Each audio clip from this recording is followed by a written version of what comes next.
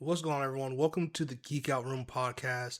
Don't forget to watch our episodes over on the YouTube channel Sauces Entertainment, or you can watch our episodes over on Spotify, Apple Podcasts. Just type in Geek Out Room podcast, and you should find us. Today, we're finally talking about Invincible Season 4 recap. If you haven't seen Season 4 of Invincible yet and you don't want it spoiled for you, please pause, go finish it. I know you're waiting. I know it's on your to-be watch list. Just go finish it. Come on back and join us. With that being said, you've been warned. Let's dive into it. Season 4 of Invincible, man.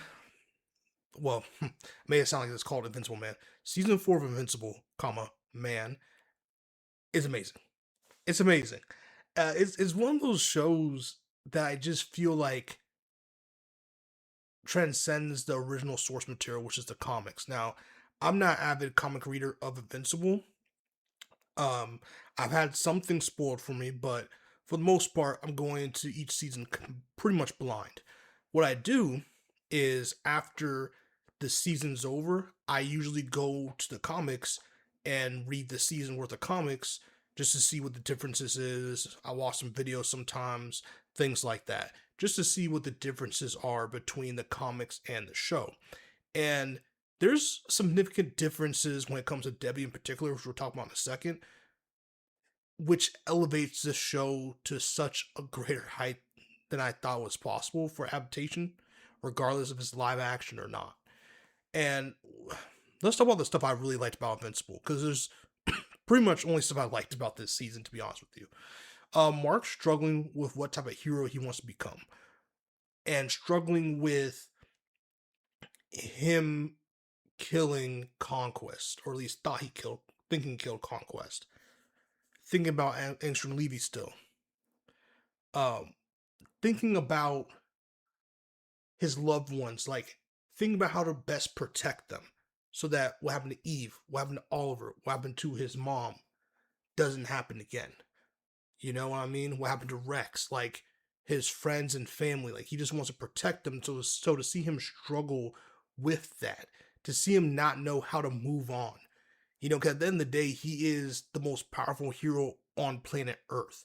So anytime he has to battle someone, anytime he has to be there to save the day, there's a good chance he's going to be faced with kill or not kill.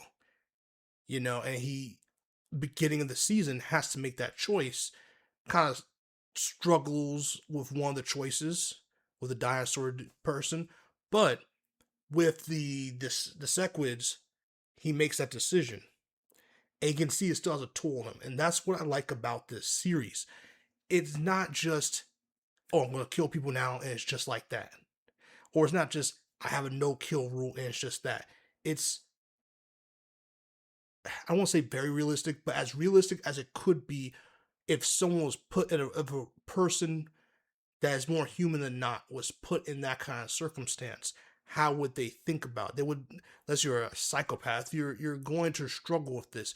You're going to have slip-up moments. You're going to have moments where you're indecisive. And that indecisiveness in battle can lead to the death of you or the death of others, or both.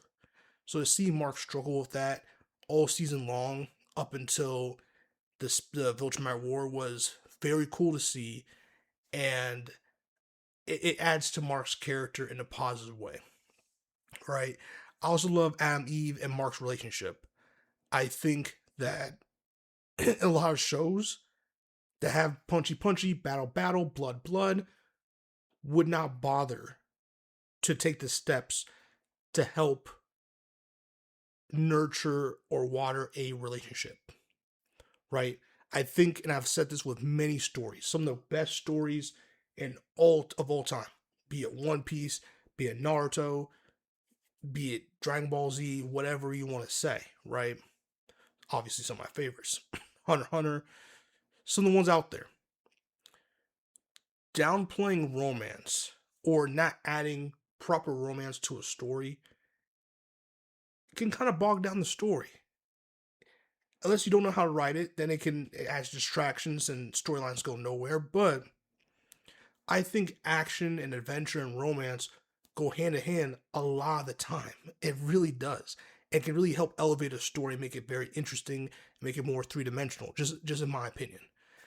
And now that Naruto didn't have love, for example, but the female characters weren't the best written in that series, and a lot of the love situations where romance was really non-developed until they had to be, which was the end to bring closure to ships. Bringing that all back to Invincible, I like that there is care for this relationship.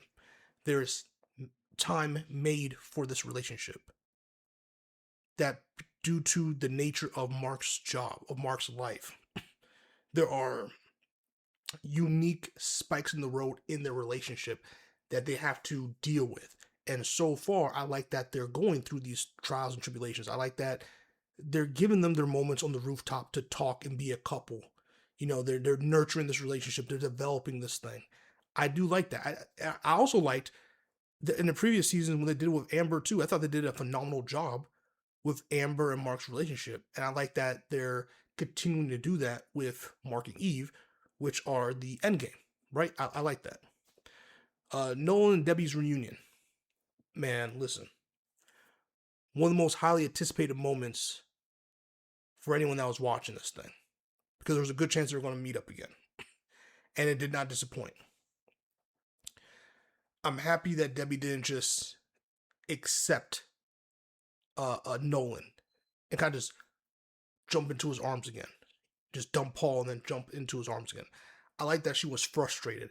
I like that all the previous seasons, all the stuff she had to deal with, that she went to Nolan and was like, I've had to deal with all this stuff. I had all this built up resentment, anger, because remember, she never got to talk to Nolan.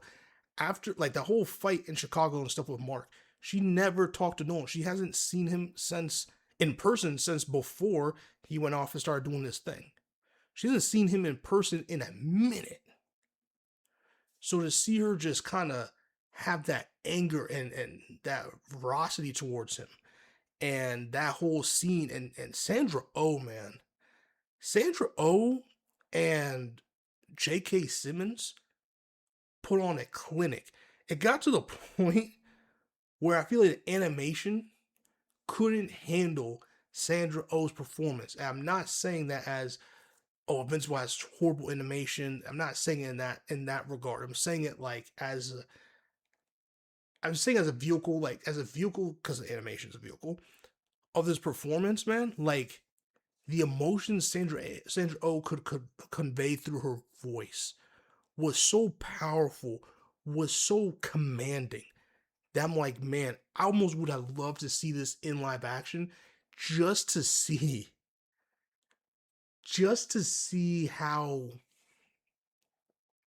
how she would have acted out with her facial expressions, the tears. Like Sandra Oh was an amazing actor, but man, oh man, that performance was Emmy worthy. Emmy worthy. J.K. Simmons delivers a great performance as always throughout the entire season, and proved why Omni Man is like, this story of Invincible can't be told without Omni Man. Omni Man adds so much. Omni Man, excuse me, Omni Man / Nolan adds so much to the story. They make it. He makes it so fun. He makes it so dynamic. He makes it so. The performance, obviously, J.K. Simmons carries so much weight in the show. Whether he's angry, whether he's sad, whether he's remorseful, like you get that wider range. The moment with Nolan and Art, for example, amazing. Mark Hamill, amazing performance, right? Uh, Again, Emmy-winning season. It just is, because it's not just a superhero show, dude.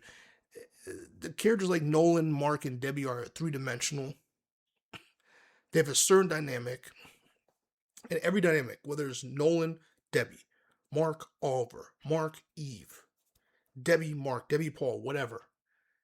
This show takes time to develop these things so that when there's these emotional outbursts, when there's these breakups, when there's these fights, when there's these people or someone holding secrets, or they come back together like the season finale, it all carries more weight because you're building that road, you're building the blocks, you're building the foundation to that is the house. And a lot of shows don't show this much care. They fast forward through a lot of this and just say, oh, because I like this personality and this personality, these characters, I ship them and we can just kind of move forward with that. No, I like that they're saying, hey, in the craziness of all this, these relationships and these dynamics still matter. And that's what separates Invincible from many other shows, live action, animated, or otherwise. This show is that damn good that you can forgive some of the egregious animation at times. Then you have obviously Conquest versus Mark round 2. One of the most brutal fights I've ever seen in animation history, dude. And I've watched many anime with some brutal deaths, but I've not seen an animalistic fight with this much desperation, this much, hey, let's both die together type of mentality that I did with Conquest versus Mark round 2. It was legendary. And it was one of those fights that I rewatch, but it's like you can't rewatch and not cringe a little bit because of how violent, because of how brutal this fight is. And you don't get that all the time, especially in animation. And I love that they did this. I love that you get to see Mark really dive in and become more of a Viltrumite. He's like, no, this time I'm confirming your death, my boy. Like, it's going 1v1, let's get it done. Let's knock it. Let's do it. Stick a fork in him, he's done. Choking Conquest, definitely showing the light, the soul, leave Conquest's body. While Mark's guts are spilling out. It was one of the most brutal things I've ever seen on television. It made me stand up. I don't do that. This show made me do it. That was awesome. And obviously the hype. Thrag versus everybody. Thrag is hype incarnate. Did he live up to the hype? Because if he didn't, the season would have slid. Lee Pace, phenomenal performance. Phenomenal performance. I don't care what anyone says. Phenomenal performance. Thrag lived up to the hype. Thrag was amazing. Thrag is the villain. Villainous stuff. I've never. This is the thing about this season. The trend. If you haven't noticed, I've never. There's a lot of things I've never seen. And I'm telling you, I'm a huge anime watcher, so I've seen, and cartoon watcher, I've seen all kinds of ridiculous power scalings and everything.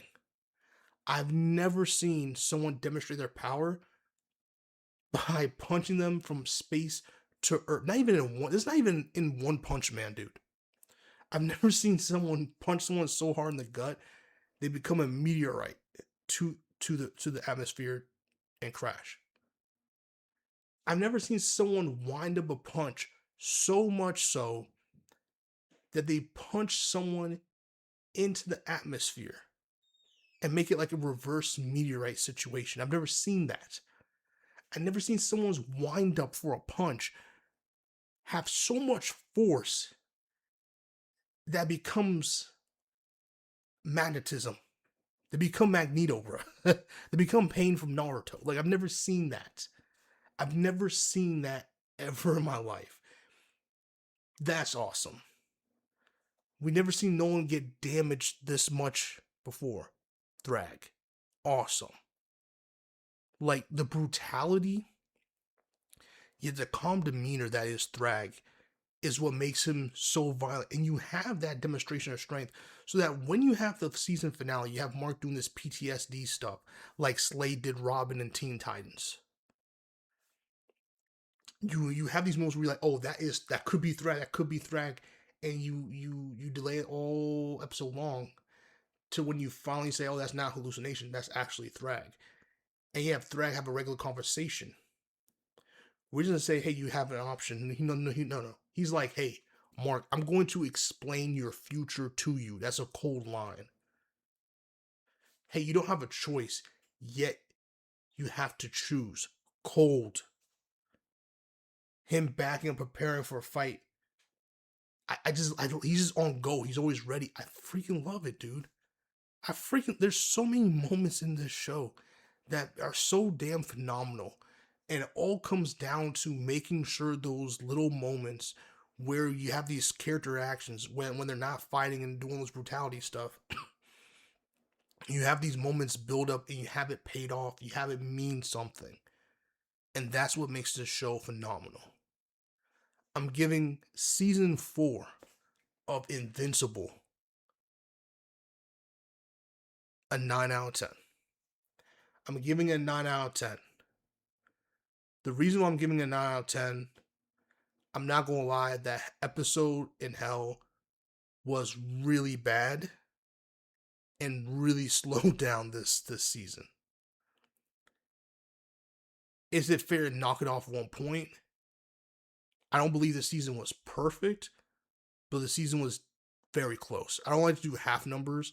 I like to do whole numbers. You know, it's fun. Now I say that. I say 9 out of 10. And I made the rating before I even jumped on this because I was like, I need to make a rating and make it. But I did not hate that hell. Don't get me wrong. I did not like it. Never gonna go back to the episode. Did nothing really for me. With that being said, the episode wasn't so bad. Like I didn't think it was as bad as other people were like, it was bad. Obviously, one of the worst written episodes, one of the most just momentum stopping episodes in Invincible history. But it's better than taking a mid-season break when you only have 8 episodes. So I'm gonna give this season of Invincible a 10 out of 10 actually, because the 2 episodes with Thrag, the 3 episodes with Thrag make it worth it. The episode, like this whole season, dude. Again, even when they're not fighting, that's when these episodes, these seasons make it, because you have to make those character moments interesting. You have to continue to grow the dynamics, and they do that consistently.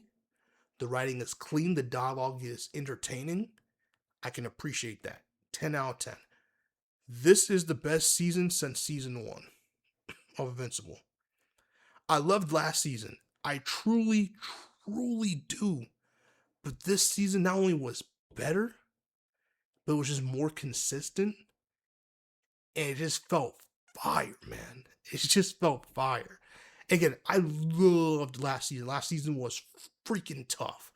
But this season just felt like it culminated the best of season 1 and the best of season 3. So now it's your turn, like always. Comment, like, subscribe, and share. Let me know your thoughts on Invincible Season 4. What do you rate it? What is your favorite moment from the season? And what are you looking forward to or hoping to see in the continuous seasons? If you've read the entirety of Invincible, because it's all finished, it has been for a long time now, please do not spoil in the comments. Please refrain from spoiling in the comments. Love y'all. Keep geeking out. Peace.